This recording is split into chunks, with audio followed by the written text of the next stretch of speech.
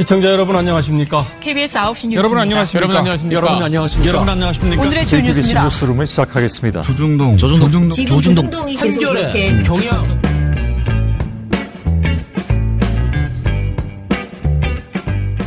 민원연의 미디어 탈곡기 478을 시작하겠습니다. 예, 안녕하세요. 저는 민원연에서 사무처장을 맡고 있는 김원경입니다. 네, 활동가 엄재희입니다. 이정일입니다. 예, 정말 바쁘게 매일매일 보내고 있는데 왜 이렇게 보고서가 안 나오는지 모르겠어. 그죠? 제가 계속 그거 지고 왜냐면 이게 사안이 너무 예민해요. 예민하죠. 그래서 표현 하나도 잘못하면 안 될 것 같고 단정적으로 하면 안 될 것 같고 그렇다고 또 다 애매하게 쓰면 그건 하나만 하는 소리고 그러다 보니까 보고서를 검토하는 게 신경이 많이 쓰입니다. 그런데 이 일만 하고 있는 게 아니고 제가 요즘 무슨 연예인급으로 막 너무 출연하는 게 많아요. 요 며칠 이렇게 유난히 일정이 많네요. 이제 곧 설이 다가오니까 또 그래서 그런가? 네. 설 특집을 해야 되니까 방송국에서는. 저 설에 시댁에 안 가게 설에 하는 거 좀 시켜주면 좋겠네. 오, 좋은 방법. 좋은 피. 네, 요즘 그런 생각을 했어. 세상에서 제일 좋은 직업은 명절에 일하는데. 명절에 특집 생방송으로 가능하십니다. 너무 많은 재밌다. 연락 부탁드립니다. 재밌다. 여러분. 아니야, 장난입니다. 여러분 시어머니가 들으시면 큰일 납니다. 네, 그러면. 오늘 저희 미리 예고해드린 것처럼요, SBS의 끝까지 판다 관련해서 신문에서도 난리가 아닙니다. 그래서 오늘은 이제 일파만파로 번져가는 이 끝까지 판다의 여파를 쭉 짚어볼게요. 오늘은 신문이고요. 아마 내일은 종편 관련한 이야기가 나올 거예요. 지금 종편도 무지하게 많이 나오는데 종편은 할 수 있을까요? 끝났을 것 같은데 진짜. 종편은 게다가 더 슬픈 거는요. 손혜원만 나오는 게 아니고 손석희까지 겹쳐져가지고 지금 온통 모든 의자가 다 덮이고 손씨 양손에 대한 보도로 지금 꽉 차버렸다는. 아니 아시안컵 때문에 손흥민까지 하면 손 지금 특집. 그런 상황인가 보더라고요. 특집. 그래서 지금 심각해요. 자, 그래서 오늘은 신문 얘기 해볼게요. 오늘 이제 제이 씨가 들어왔으니까 제이 씨가 열심히 일주일 동안 뒤져본 신문에 그 손혜원 의원 관련 보도로 짚어보겠습니다.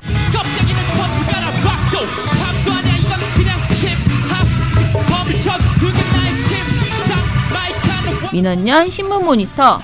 껍데기는 가라. 껍데기는 가라. 껍데기는 가라. 네. 껍데기들이 가졌으면 좋겠다라는 의미를 담아서. 네네. 껍데기들이 몇 개나 나왔습니까? 굉장히 많은 껍데기들이 있습니다. 그래? 우리 사이에 없는 거 아니야? 많은 껍데기들. 네. 자, 일단은 모니터 기간을 좀 말씀해 주시죠. 네, 저희는 15일부터 28일까지 2주 동안 봤습니다. 네. 굉장히 길게 했습니다. 네네. 방송은 5일치만 했거든요. 그런데 이게 이제 길어지니까 보도량이 또 겁나 많아졌겠죠. 네. 자, 그러면은 15일부터 28일까지의 손혜원 키워드 관련된 보도량부터 먼저 보죠. 네. 총 기사량이 283건 나왔거든요. 네. 근데 이제 이 중에서도 조선일보가 84건으로 가장 많이 보도를 했었습니다. 근데 이게 어떤 특징이 있냐면 매일경인이 32건, 경향이 31, 한겨레가 29건, 한국경제가 16건 보도를 했거든요. 네. 그럼 거의 조선일보 혼자 거의 3배, 이런 신문사들보다 3배에 육박하게 보도를 했고요. 그 다음에 중앙이 51건, 동아가 40건으로 그 뒤를 이어서 어떤 만만치 않은 보도량을 보였습니다. 어쨌든 조선일보가 가장 많이 보도했다. 네, 가장 많이가 아니고 압도적으로 많이 보도했네요. 그렇죠? 그러니까 지금 경향 31건, 한겨레 29건이거든요. 네. 그러니까 여기가 이제 통상적인 정도의 양이라면은 매일경제 32건 비슷하잖아요. 그쵸. 한국경제는 16건이니까 훨씬 적어요. 네. 한국경제는 나는 경제지다 난 벌어갔다 그러고 있나 봐. 그래서 아무튼 안 했고요. 동아일보가 40건이면은 봐줄 수 있습니다. 중앙일보 51건 조금 가합니다. 여기까지가 우리가 상식적으로 받아들일 수 있는 수준입니다. 조선일보 84건은 거의 라고 말해야 될 정도의 보도량. 그 정말 굉장히 그 과열된 보도량을 보여주고 있죠. 네. 자, 그러면은 이제 보도량 얘기했으니까요. 본인이 지금 이거를 쓰면서 느꼈던 것들, 우리가 이제 기본적인 이 사안 자체는 네, 이미 어제 다 충분히 했으니까. 다 이야기를 했기 때문에요. 그 신문 보도에서 나타난 특징들, 이거를 좀 얘기를 해야 되는데 그 전에 우리가 제가 먼저 얘기했던 게 이거잖아요. 그러면 양승태 관련된 보도는 도대체 얼마나 했을까? 아이고. 양승태 사범. 네. 아이고. 그때 구속 딱 요 시기에 24일에 있었잖아. 구속이 됐었거든요. 그런데 네. 그 핵심 같은 시기에 도대체 양승태도 많이 보도했으면은 뭐 신문을 한 500장 찍었나? 도대체 어떻게 했을까?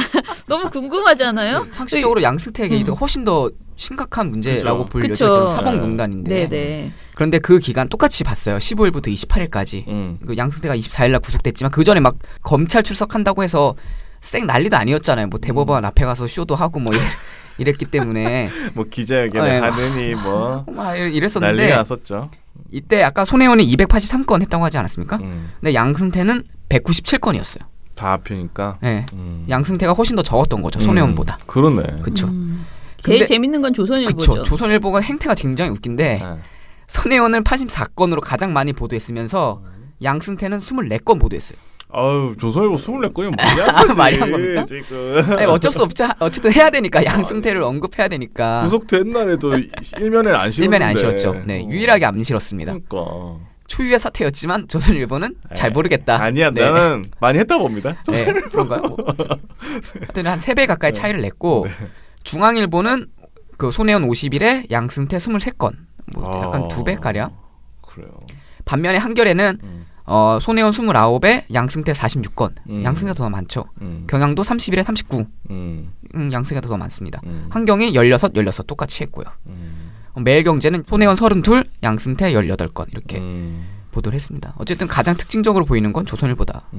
근데 네. 진짜 압도적이네. 그러니까요. 이게 티가 팍 나지 않습니까? 이거 어떻게 이렇게 너무 심하다. 티가 이렇게 팍팍 내면서 신경을 안 쓰나 봐요. 그냥 뭐 자기 하고 싶은 대로 하다 보니까 이렇게 나온 거지 않을까. 네. 하여튼 이렇게 거의 뭐 사법농단 게이트 수준으로 이 손혜원 의혹 보도를 굉장히 많이 보도를 하고 있다. 좀 너무 지나친 거 아니냐. 어쨌든 현직 국회의원이 연루되어 있긴 하지만 뭐 아직 이렇다 할 증거도 나오지 않은 상황에서 그러니까 뭐 수사가 진행된 것도 아니고 뭐 새롭게 나오는 것도 별로 없어요. 사실 기사 읽어보면 그냥 의혹 보도를 계속 뻥튀기 한다는 뭐 이것도 거죠. 찔러보고 국립유공자도 찔러보고 뭐 여기저기 찔러보면서 보도를 하고 있었다. 아니 그거하고 사법농단하고 차원이 다른 어떻게 사건이죠. 그거를 완전히. 참 그 어쨌든 양승태는 검찰 수사 결과가 나온 상황이기도 그러니까, 하고 구속까지 됐는데 세상에 참 너무하다. 열심히 하신다. 아무튼 감싸고 싶은 마음, 그 다음에 키우고 싶은 마음, 그 두 개의 마음이 다 이해는 갑니다. 참. 난 이해는 가. 양승태 쪽 보지 말고 그러니까 이쪽으로. 조선일보지. 이쪽으로 좀. 손혜원 더 나빠 막 이렇게 되는 거잖아요. 그러니까. 양승태보다 나쁘다. 조선일보는 확실히 뭐 그런 맛은 있어. 정체성을 분명히 드러내. 색깔이 명확합니다. 확실히 우리 편이다 이러면 딱 저는 가는 그러니까 거죠. 투명하다고 생각하거든요.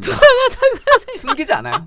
나 이거야? 나 조선일보야? 약간 이렇게 티가 다 나니까 늘 보다 보면 앞으로 오늘 보고서 다 그렇습니다. 아 그래요? 조선일보만 티가 팍팍 납니다. 네. 참 대단하네. 자, 그러면은 이제 사실은 지금 제가 아까 얘기했던 거 있잖아요. 우리가 SBS 보도를 할 때 SBS 보도를 얘기할 때 가장 많이 하는 게 제가 오늘 보고서 고치면서도 계속 그랬지만 SBS 스스로가 부동산 투기 의혹이라고 말한 적 없다라고 얘기를 하고 이거는 이해충돌 공직자의 이해충돌 그것을 어겼다. 그것이 문제다라고 이제 자기네들은 애초부터 생각했다. 그러나 첫 번째 날 15, 16의 이틀 동안의 보도는 100% 부동산 투기 의혹으로 보여질 수밖에 보도를 했고요. 그렇죠. 그리고 17일부터도 조금씩 변화가 있긴 하지만 부동산 관련된 내용들이 계속 나와요. 그렇기 때문에 이해충돌이라고 말하지만은 이해충돌도 사실은 부동산 관련된 이해충돌로 이제 계속 나오는데 그게 이해가 충돌되려면 결국은 이게 어떤 투기성의 어떤 이익을 봐야 되는데 이제 그 부분이 잘 안 된다라는 것인데. 설득이 안 되죠. 그 네, 부분은. 그런데 그렇다면은 제가 궁금했던 건 이거예요. SBS 분들이 제일 항의하는 게 왜 나는 부동산 투기라고 말하지 않고 이해충돌이라고 얘기하는데 너희들은 자꾸 부동산 투기로 받아들이고 있는 거야? 이렇게 우리를 꾸짖어 국민을. 그 투덜투덜대. 왜 네 말귀를 못 알아듣냐? 손혜원 너는 왜 말귀를 못 알아듣냐? 우리는 너에게 부동산 투기한다 뭐라 한 적이 없다. 이해충돌이라 그랬다라고 계속 얘기하고요. 그리고 이제 그 얘기를 손혜원 의원한테만 하는 게 아니고 국민들에게도 이제 사실상 하는 거죠. 보도에서도 그렇게 말했잖아요. SBS 기자가 앵커가. 그렇다면은 우리가 왜 나만 그런가? 나는 자꾸 그렇게 들리지? 이상하다. 내 귀가 잘못 들었나? 이런 생각이 든단 말이에요. 그래서 이제 제가 아까 물어본 게 각 사가 전부 다 이 사건을 뭐라고 명명하고 있는가 다 정해달라라고 한 거예요. 그랬더니 신문사는 올 다 모두가 손혜원 의원 투기 의혹 쪽으로 제목이 이 네네. 사건의 제목을 붙이잖아요. 그러면 그렇죠. 손혜원 투기 의혹으로 나온다고요. 사별로. 네, 사례를 말씀드릴까요? 네네. 목포 부동산 투기 의혹, 뭐 목포 근대 역사 문화 공간 투기 의혹, 뭐 목포의 부동산 투기 의혹 이런 네. 식의 다 투기 의혹이 같이 다니는 거죠. 손혜원과 함께. 당연하죠. 네. 네. 그리고 SBS 보도에서도 자막으로 어떻게 나오냐면 투기 아니라고 하지만 점점점 뭐 이런 자막도 그렇죠. 있었어요. 투기라는 얘기잖아요. 투기라는 게 그러니까. 각인이 되니까. 그러니까. 근데 이게 신기한 게 28일인가 오늘까지도 다 투기 의혹이라는 말이 나와요. 계속. SBS가 아니라고 얘기해도 이게 투기 의혹으로 이미 프레임이 설정이 되어버려서 저희 보고서도 근데 투기 의혹이라고 썼는지. 아니 왜냐면 그런데 이건- 이제 문제는 그렇죠. 뭐냐면은 제가 계속 얘기하는 거는 이 투기 의혹이 아니라고 네. 하기에 좀 민망한 게 이게 한 사람만 저만 그렇게 보이면 괜찮은데 전 언론사가 전부 다 투기 의혹이라는 제목을 붙여서 보도하고 있다는 거는 네. SBS가 점검해 봐야 되는 거죠. 이 정도 됐으면 아 너가 바보야라고 우기기에는 지금 뭐가 이상하구나 그치. 라고 생각해야지 그게 정상이라는 거죠. 당연하죠. 예, 왜냐면은 신문만 그런 게 아니에요. 이제 방송을 보면은요. 이제 15일 날 방송을 했잖아요. 16일 날 KBS에서는 투기 의혹 부인 부적절한 건물 매입이라는 제목의 보도에서 더불어민주당 손혜원 의원의 투기 논란이라고 기자가 말을 해요. MBC에서도 마찬가지로 민주당 손혜원 의원이 목포 근대문화유산 지구에서 부동산 투기를 했다는 의혹 이렇게 얘기해요. 목포 MBC에서는 또 마찬가지로 목포에서 손혜원 의원이 친인척과 지인 명의로 매입했다는 부동산 투기 의혹이라고 말합니다. JTBC는 조금 달라요. 뭐라고 했냐면 민주당 손혜원 의원의 지인들이 목포 문화재 구역 안에 건물들을 무더기로 사들였고 이것이 미공개 정보를 이용한 투기라는 주장이 있다라고 말해요. 좀 더 섬세하게 말을 하죠. 투기 의혹이라고는 하지 않고 조금 그러나 투기라는 주장은 있습니다. 그다음에 TV조선은 뭐라고 했냐면 손혜원 의원의 투기 의혹, 채널A도 손혜원 의원의 부동산 투기 의혹, MBN은 갑작스러운 땅값 상승의 투기 의혹이라고 했습니다. YTN은 손혜원 의원의 투기 의혹. 이게 제가 지금 말씀드린 게 전부 16일 날 그 다음 날이죠. 다른 언론사가 SBS 보도를 받아서 뭐라고 칭했는가라고 한 거예요. 그러면 모든 기자가 다 바보라는 소리야. 이 사람은. 그렇죠. SBS 주장은. SBS 혼자만 제일 똑똑하고 너희들은 다 바보야. 멍청하게 이 내가 난 바보들아. 투기라고 말하지 않았는데 투기라는 말을 왜 하지도 너희는 않았는데. 투기라고 자꾸 그러는 거니? 우린 라고 투기라고 말하는 말한 적 거거든. 없고 땅값이 제가 올랐다고 볼 때는- 얘기했어. 이런 거죠. 일단 둘 다 잘못한 거 아닙니까 이런 경우? 말을 잘못한 SBS나 아니야, 우리가 어떻게 아니, 그게 어떻게 이렇게 전 국민이 못 알아들을 수가 있냐고. 이 뉴스 하는 사람들은 제가 저번에도 말씀드렸지만 요거를 만들어가지고 국민들이 이해할 수 있게 시청자가 이해할 수 있게 만드는 게 그렇죠. 그러니까 취재만 한다고 되는 게 아니고 그걸 어떻게 표현하느냐. 방송사에 다니는 사람 그거 하는 사람들이에요. 그러니까요. 그게 네. 잘못됐으면 자기네 방식이 잘못됐다고 생각을 해야죠. 그렇죠. 네. 다른 사람을 이해 네네. 못 시킨 거면 다른 사람 탓할 게 아니라 자기도 잘못하고. 자기를 탓해야죠. 자, 그러면은 이제 말이 바뀐 다음에 그럼 얘기해 봅시다. 자, 이해충돌 이거 금지 요걸 어겼다라고 이제 SBS가 우리가 이해충돌 금지라고 그렇게 말하는데 니네들이 말귀를 못 알아들으면서 이렇게 얘기를 해요. 그랬더니 이제 신문들도 논조가 바뀌기 시작하는 거예요. 네. 투기 의혹이란 얘기도 하지만 아니야 이해충돌이라잖아. 그러면서 이제 신문들이 막 너도 예, 이해충돌로 가야지 이게 제대로 아픈 거래. 이렇게 하면서 부동산 투기로 하면 자꾸 역공을 당하니까 안 되겠네. 그러고 이제 바꿨어요. 그러니까 이거는 뭐냐면 부동산 투기에서 한 발 뺐다는 거예요. 전부 다. 그렇죠. 네. 네. 그래서 이제 한 발을 뺐는데 그 뺀 상태가 어느 시점에서부터 빼기 시작했는지를 제가 한번 찾아보라 그랬어요. 신문을. 그래서 한번 얘기를 해봅시다. 네, 이게 신문사별로 조금씩 타이밍이 다릅니다. 빨리 알아챘어요. 네, 빨리 친 건 이제 사실 중앙일보가 중앙일보 그래요? 한겨레가 같이 17일 날에 이렇게 보도를 했어요. 중앙일보가 설령 그의 말이, 그러니까 손혜원 말이 다 옳다 손치더라도 이해상충은 남는다. 국회의원으로서 결과적으로 공적 사적 이익이 뒤엉킨 상황을 자초한 것 말이다. 라고 했고 한겨레가 17일 사설에서 손 의원의 해명을 받아들이더라도 최소한 국회의원으로서 이해충돌을 피하려는 노력은 하는 게 마땅했다. 이렇게 보도를 했습니다. 네네. 이게 17일이 그래도 네네. 가장 빠르게 이해충돌을 이야기한 거예요. 또 다른 데는? 그다음에 이제 매경이 18일 날에 사실관계가 드러나지 않은 만큼 철저한 진상조사가 우선이다. 분명한 것은 두 의원의 행동이 국회 상임위 소속 피감기관의 이해충돌에 해당된다는 점이다. 라고 했고 네. 조선일보도 19일 날에 투기 여부도 강한 의심이 들지만 그에 앞서 소관 상임위 사업과 관련된 부동산을 대량 매입했다는 것 자체만으로도 손 의원의 공직자 기본 윤리를 저버린 것이다. 라고 했습니다. 그다음에 이제 21일 날의 경향에서 투기 목적은 아니다라는 손 의원의 주장을 인정하더라도 공직자 윤리의 문제는 남는다. 이렇게 했습니다. 네. 네. 동아는 뭐지? 19일 날에 이해충돌 얘기까지 나오고 있다라고 그냥 짤막하게 언급을 했습니다. 네. 동아일보 좀 성의가 없네. 에이 참. 이해충돌 얘기까지 나온다. 지금 SBS가 강하게 미는 게 이해충돌이라니까. 19일쯤 지나요. 그런 얘기도 나옵니다. 이렇게. 그러니까. 자, 그래서 이게 굉장히 제가 이거를 이렇게 중요하게 생각한 것은 뭐냐면은 자꾸 SBS가 말귀를 못 알아듣는 국민을 탓하는 것 같아서 그게 아니다. 이미 다른 언론사들도 다 말귀를 못 알아듣고 있다라는 것을 말씀드리는 거고 특히 말귀를 가장 빨리 알아들은 중앙일보 조차도 사실은 15, 16, 그러니까 16일 날은 전혀 그런 말을 하지 못했다는 것이죠. 그렇죠. 예. 첫 보도 때는. 네네. 네. 이건 누가 봐도 그냥 부동산 투기 의혹 얘기하네라고 생각할 수밖에 없는 보도였다라는 걸 거듭 말씀을 드리고요.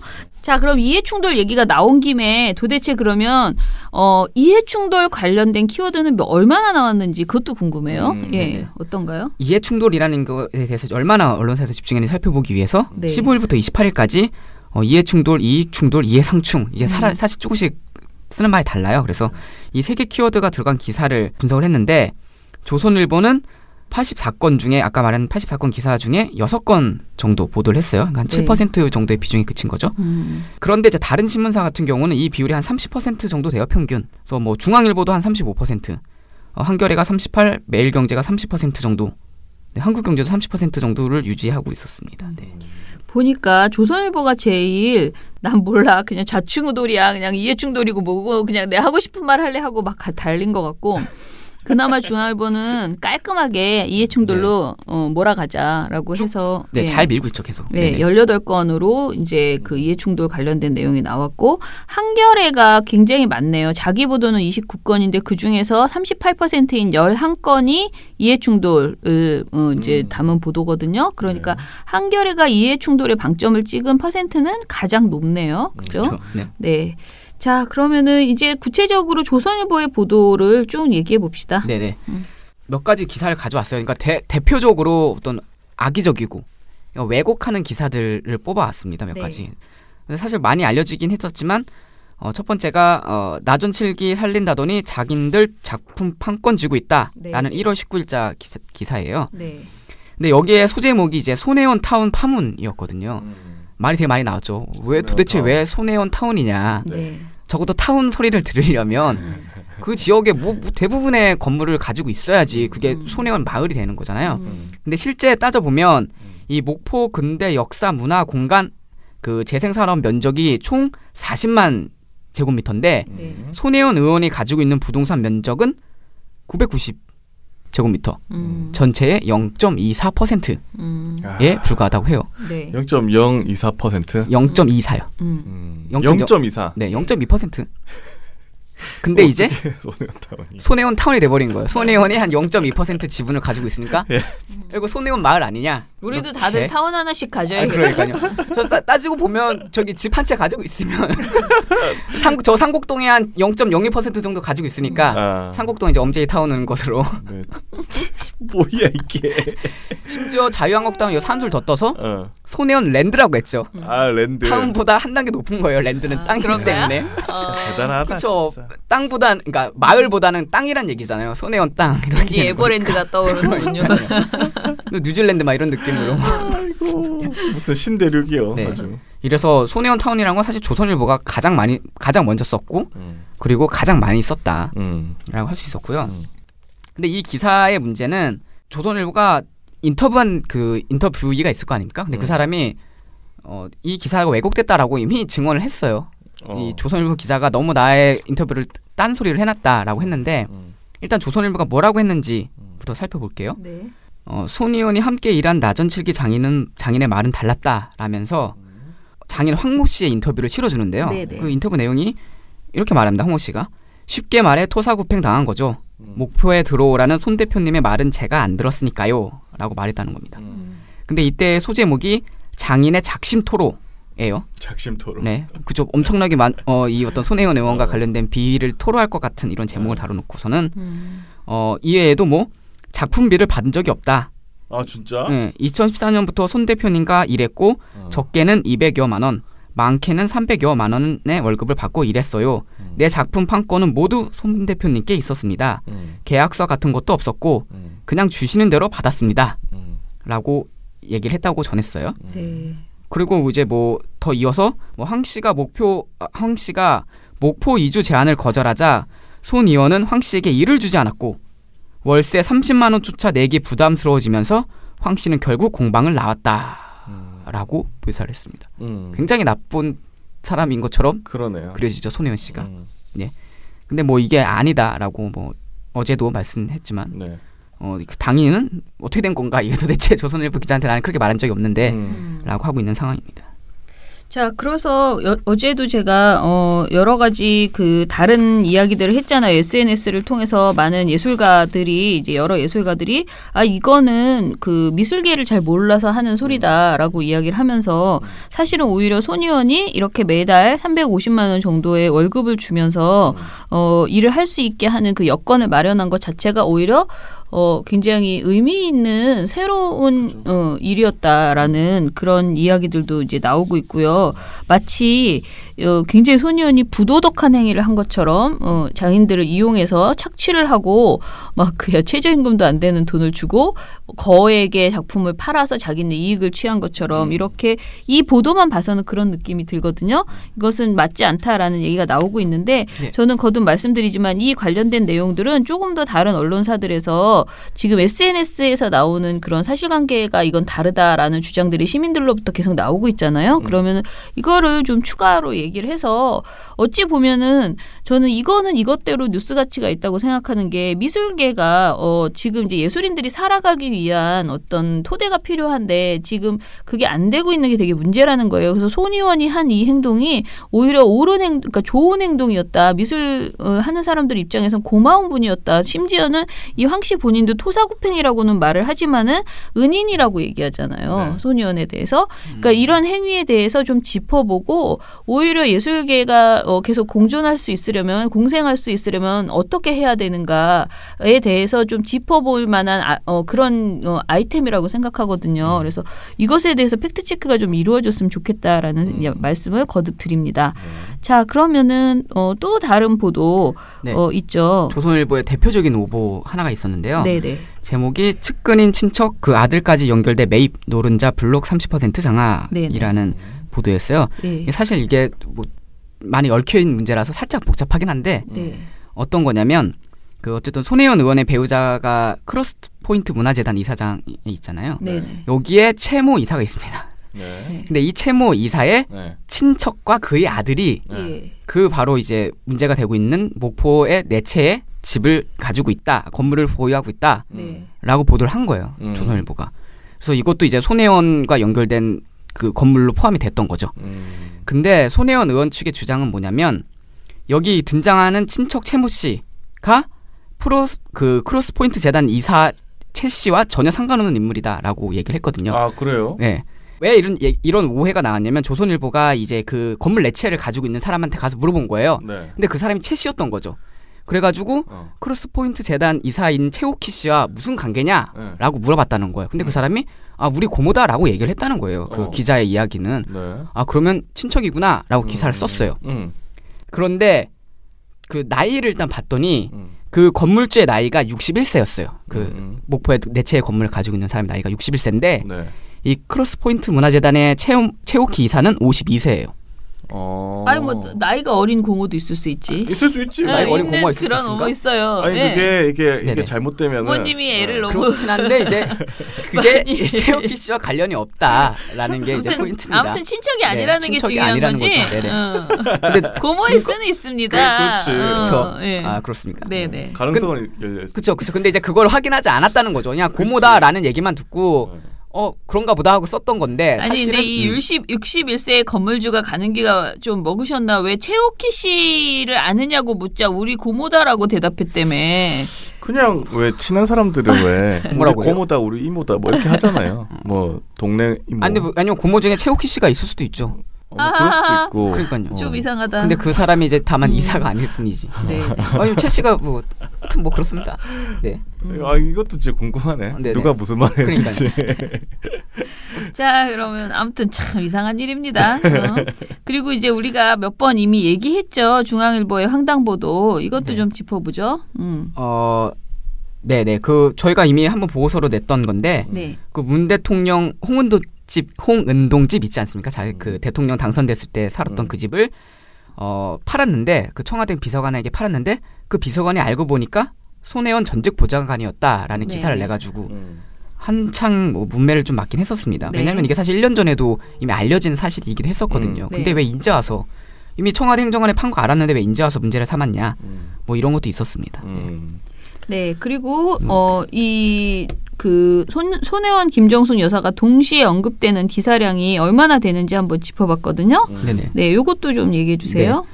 그 뭐 손희영과 김정숙 여사가 숙명 여중 여고 동창이다. 이것 때문에 막 굉장히 많은 의혹들이 나왔잖아요. 그래서 이제 권력형 게이트다. 권력 최측근과 연계된 게이트다라는 식으로 보도를 했었는데 이렇게 한 기사에서 손희영과 김정숙 여사를 같이 언급한 기사가 어디가 가장 많았겠습니까? 조선. 네, 당연히 조선일보가 가장 많습니다. 투명하지 않습니까? 조선일보가 8건으로 가장 많았어요. 하여튼 그냥 가장 많았습니다. 이상하게 가장 많았습니다.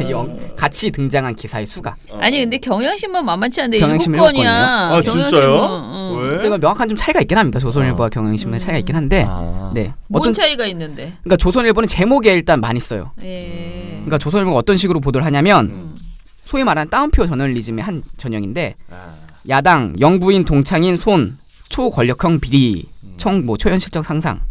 다음 기사가 야당 영부인 절친 손혜원 실체 드러날수록 최순실 닮은 꼴.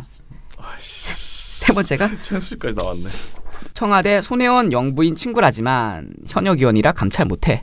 이런 식으로 뭔가 자극적이고 뭔가 있어 보이는 제목을 뽑았어요. 이렇게. 근데 경향신문은 7건 중에서 이렇게 제목에 언급된 경우는 없었고 다만 야당에서 그런 주장을 하니까 그건 받아쓰는 과정에서 몇 번 언급했던 것이다 라고 볼 수 근데 있습니다. 조선일보 제목은 진짜 나쁘네요. 그죠? 아무리 야당 발언이라지만 네. 그러니까 이게 따옴표 없애야 된다니까요. 따옴표 저널리즘 법으로 금지시켜야 됩니다. 조선일보 야당이 말한 거야 라는 거잖아요. 그냥 야당이 최순실 닮은 꼴이래. 약간 이렇게 되는 그러니까 거잖아요. 야당만 말한 게 아니고 뭐 다른 사람이 말해도 이렇게 썼을 거예요. 그쵸. 누군가는 어떻게 말을 할 거잖아 사실. 네, 이거는 보도를 좀 더 그리고 조선일보 보도는 다 이상해. 청와대가 손혜원이 영부인 친구라지만 현역 의원이라서 감찰을 못한다라고 이제 말했다라고 해서 이걸 제목으로 뽑아놨는데 이 보도들의 내용들이 다 가관일 것 같아요. 왜냐하면 이 보도 제목만 봐서도 네. 최순실 닮은 꼴이라고 하는 것도 그렇고 그러니까. 전반적으로 굉장히 문제가 많은 보도인 것 같습니다. 네. 자, 그래서 신문에 보면 일단은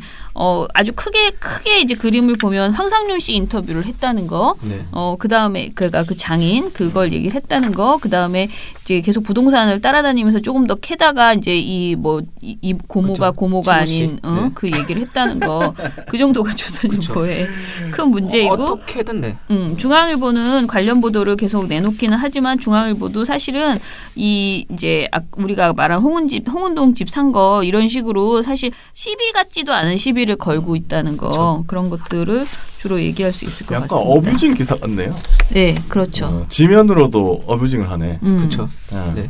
그러니까 지금 이게 화제가 되고 있으니까 아무거나 다 연결하는 거지. 일단 엮어. 일단 써. 약간 같이 이런 관련된 거 다 써. 네, 그런 보도인 거죠. 자, 일단은 결론을 한번 내려봅시다. 이게 이제 신문 보도를 보면은 대부분의 보도가 자기들 말로는 이해충돌 문제라고 얘기하는데 이해충돌에 대해서 제대로 정리하는 보도가 별로 없다는 게 제가 보기에는 그건 심각한 문제예요. 왜냐면은 대부분의 신문 보도는요, 방송에서 누군가 이렇게 크게 이슈를 띄우면요, 신문이 방송과의 차이점은 좀 더 심층 취재를 해서 깊이 있게 그 사안을 전달할 수 있는 장점이 있잖아요. 그렇죠. 그렇다면은 지금 SBS 보도로 인해서 우리 사회에서 이해 충돌이라는 새로운 가치, 그러니까 분명히 있긴 있었지만은 지금 이거를 그동안 묵혀놨던 어떤 가치가 지금 떠오르고 있다. 그러니까 이것에 대해서 우리가 짚어보고 이걸 법을 만들자. 뭐 지난번에 김영란법 할 때 하려다가 말았다. 그런 얘기를 하면서 깊이 있게 들어가야 되는 건데 사실은 손혜원만 때리고 싶은 거지 이해 충돌 같은 거 만들면 안 되거든. 지금 자기들은.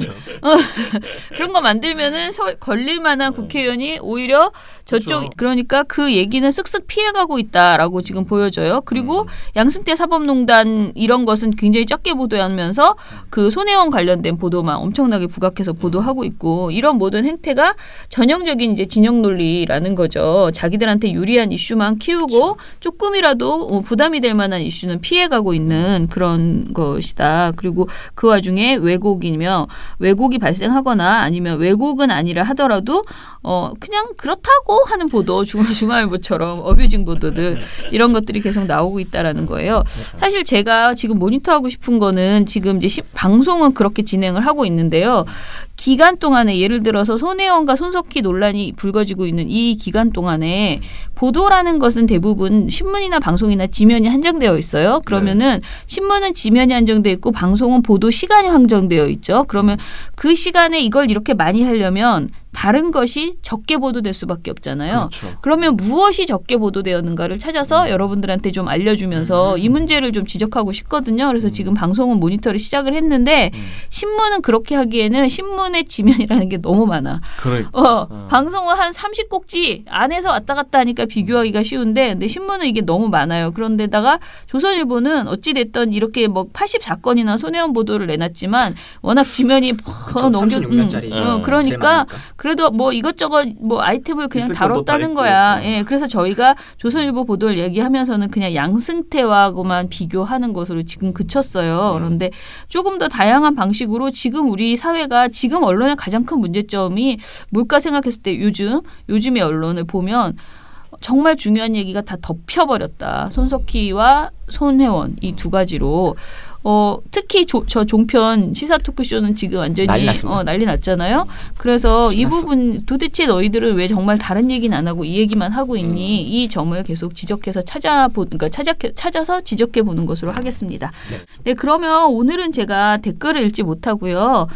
그냥 내일 모아서 댓글 한꺼번에 전해드리도록 하겠습니다. 민원연의 미디어 탈곡기는 내일도 열심히 다뤄드리겠습니다. 탈탈탈 안녕. 네, 오늘 뉴스데스크 마치겠습니다. 시청해주신 여러분 채널 A가 함께합니다. KBS 뉴스 오늘 순서 모두 마치겠습니다. SBS는 앞으로도 내일 끝까지 뵙겠습니다. 파이팅하겠습니다. 오늘 8시 모두 뉴스 여기서 마치겠습니다. 마치겠습니다. 시청해주셔서 고맙습니다. 뉴스팔 여기서 마치겠습니다. 저희들은 내일도 최선을 다하겠습니다. 여러분 고맙습니다. 탈탈탈 안녕.